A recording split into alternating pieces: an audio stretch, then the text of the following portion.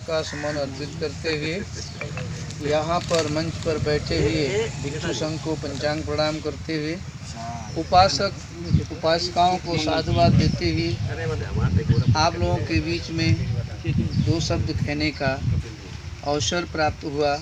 मैं इस देवदह की भूमि को नमन करते हुए आपको थोड़ा सा मशवरा देना चाहता हूँ, ठीक है। कोई भी धर्म 5 चीज़ों से चलता है, ठीक है। यदि किसी भी धर्म का धर्म गुरु नहीं है तो धर्म नहीं चलेगा। किसी भी धर्म का धर्म ग्रंथ नहीं है तो धर्म नहीं चलेगा। किसी भी धर्म का मठ मंदिर नहीं है तो धर्म नहीं चलेगा। किसी भी धर्म के उपासक मानने वाले नहीं है तो धर्म नहीं चलेगा। और कोई भी धर्म यदि दान नहीं पाता है तो धर्म नहीं चलेगा, ठीक है। हमारे देश से धर्म गुरुओं की बड़े पैमाने पर हत्या की गई। पुष्यमित्र शुंग के द्वारा बहुत बड़े पैमाने पर भिक्षुओं की हत्या की गई और एक भिक्षु को मारने के लिए 100 सोने के सिक्के दिए जाते थे।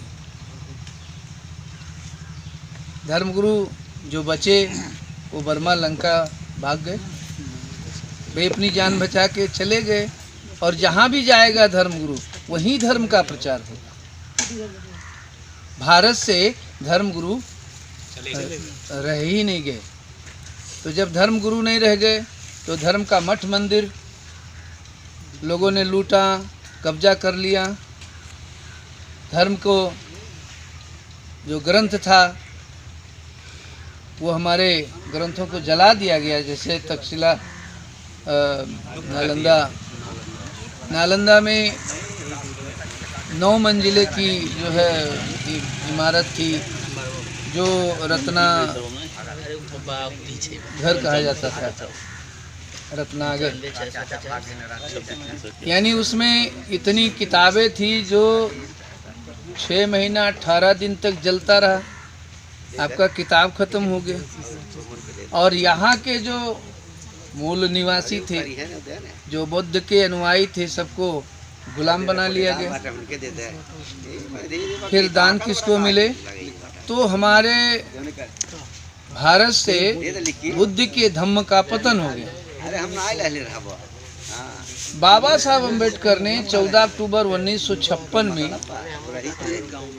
नागपुर की दीक्षा भूमि में 7 लाख अनुयायियों के साथ उन्होंने धर्मांतरण किया। और राजा बाबू खोबरागड़े की अध्यक्षता में चंद्रपुर में 3 लाख लोग हुए थे। ये कुल मिला के 10 लाख होते हैं।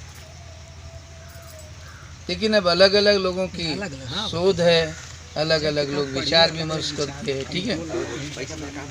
बाबा साहब अम्बेडकर ने दुनिया के साहित्य को पढ़ करके उन्होंने 14 अक्टूबर 1956 में पुनः धम्मचक्र को चलाया।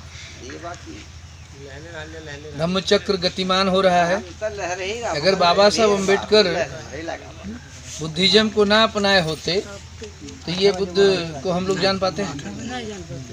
तो बाबा साहब ने धम्म चक्र को गतिमान किया और 56 से लेकर आज तक भारत का कोई ऐसा गांव बाकी नहीं जहां पंचशील झंडा न पहुंचा हो। कोई ऐसा गांव नहीं बाकी है जहां ये भिक्षु संघ ना गए हो। जहां भी बुलाया गया होगा ये भिक्षु संघ जा रहे, ठीक है। और जब जब ये भिक्षु चलेंगे तब तब धम्म का प्रचार ही होगा, चाहे ये भिक्षु बोले या ना बोले, ठीक है। अपने अपने चौराहों पर देखते हैं भंते जी को, तो अपने आप में वो होटलों में अपना विचार विमर्श करते हैं। कौन ये कैसा साधु है, ना दाढ़ी है, ना मूछ है, ना चुरकी है, ना टीका है, ना कुछ है। तो लोग मतलब जो ईर्ष्या रखते हैं वो कहते हैं बेधर्मी वाले है। बेधर्म वाले, इनका कोई धर्म ही नहीं है। मतलब ये भैंसा खाते हैं, ये गाय खाते हैं, ऐसा दुष्प्रचार किया जाता है। हमारे कुछ मित्र बुटवल के थे, उन लोगों से मैंने कहा कि चलिए हम आपको भारत घुमाते हैं। तो उन लोगों ने कहा कि बंते जी वहाँ इंडिया में हम लोग नहीं जाएंगे, क्योंकि इंडिया में जिसके ऊपर चीवर देखते उसको चमार समझते। ठीक है, जैसे बंते जी है ना पिछड़ी समाज से, लेकिन इनको चमार का ही संज्ञा लोग समझ रहे हैं। ठीक है, बुद्ध का धर्म ये कोरी चमारों का नहीं है। एक्चुअली जब आप इतिहास पढ़ेंगे तो ये राजा महाराजा लोगों ने ही इसे स्वीकार किया, चाहे राजा बिम्बिसार रहे हो, चाहे सम्राट अशोक रहे हो, हर्षवर्धन या जो भी रहे हो, तमाम राजा महाराजा ही इस धर्म को आगे बढ़ाए। अब संजोग से धर्म का पतन हो चुका था भारत में, बाबा साहब अम्बेडकर ने इसको शुरू किया है। इसके लिए इसको चमार से जोड़ा जाता है, दलित से जोड़ा जाता है, नहीं तो ये कोरी चमारों का धर्म बुद्ध का नहीं है। क्योंकि भगवान बुद्ध का धम्म समस्त मानव प्राणी के लिए है। धम्म का आधारशिला 3 है, प्रज्ञा, शील और समाधि। कोई भी आदमी हो, हिंदू हो, मुसलमान हो, सिख हो, ईसाई हो, धरती का किसी भी मजहब का हो, ये 3 शिला है, 3 स्तंभ है। प्रज्ञा, जिसके अंदर प्रज्ञा नहीं होगा वो धम्म का प्रचार नहीं कर सकता। ठीक है, प्रज्ञा मतलब बुद्धि तो सबके है, दारू पिए वालन के बुद्धि है, गांजो पिए वालन के बुद्धि है, बुद्धि सबके है, लेकिन प्रज्ञा सबके पास नहीं होता। ठीक है, प्रज्ञावान होना, भगवान बुद्ध ने या बाबा साहब ने कहा शिक्षित बनो, तो ऐसा शिक्षित नहीं कि पढ़ लिख करके आप 2 शब्द बोल ना सके। ठीक है, उन्होंने उच्चतम शिक्षा ग्रहण करने के लिए कहा। प्रज्ञावान हो गए आप, मास्टर, डॉक्टर, इंजीनियर हो गए, लेकिन शील का पालन नहीं है तो प्रज्ञा खतरनाक होगा। यदि शील का पालन नहीं कर रहे हैं तो प्रज्ञा खतरनाक होगा। जैसे शील में 5 शील है, प्राणापाता या अदिन्ना दाना वेरमणि, कामेश मिच्छाचारा वेरमणि, मूषावादा वेरमणि या सुरा वेरमणि, ये 5 शील है। यदि आप शील का पालन नहीं करेंगे तो आपका वो ज्ञान खतरे में है। जैसे कोई बहुत पैसा कमा रहे हैं लेकिन शाम को दारू पी के आ रहे हैं, शाम को घर में दारू पी कर आ रहे हैं, मास्टर हैं, लेखपाल हैं या सफाई कर्मी हैं, पैसा कमा रहे हैं, लेकिन शाम को दारू पी के आके पूरे घर के लोगों को परेशान कर देना, क्या यह प्रज्ञा का प्रतीक है? प्रज्ञावान होने में शील का होना अनिवार्य है। शील सहायक है प्रज्ञा का। अगर शील का पालन नहीं होगा तो वो प्रज्ञा खतरनाक हो जाएगा।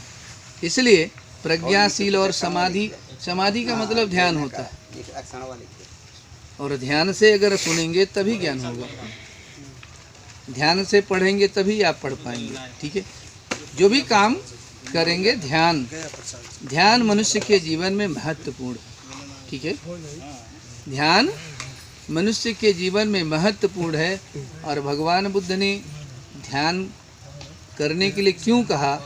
क्योंकि मनुष्य का जो मस्तिष्क है इसमें काम, क्रोध, लोभ, मोह, अहंकार, ईर्ष्या, द्वेष, जलन से भरा हुआ है। किसी को जातीय अहंकार है कि नहीं, कि मैं इस जाति का हूँ, उसको गर्व रहता है।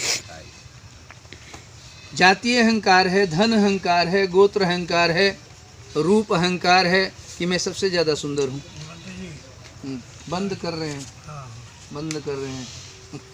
ठीक है, तो गुरु जी लोगों का आदेश है कि आप अपने शार्ट में अपनी बात को समाप्त करूं, इसलिए आप लोगों को बहुत बहुत साधुवाद। आप लोगों ने 2 शब्द मेरी सुनी, आप लोगों को